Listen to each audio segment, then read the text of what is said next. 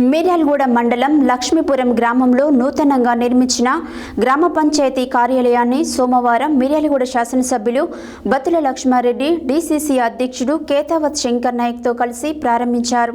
ఈ సందర్భంగా MLA BLR మాట్లాడారు. మిర్యాలగూడ మండలం లక్ష్మీపురం గ్రామంలో నూతనంగా నిర్మించిన గ్రామ పంచాయతీ కార్యాలయాన్ని సోమవారం మిర్యాలగూడ శాసనసభ్యులు బత్తుల లక్ష్మారెడ్డి, డీసీసీ అధ్యక్షులు కేతావత్ శంకర్ నాయక్తో కలిసి ప్రారంభించారు.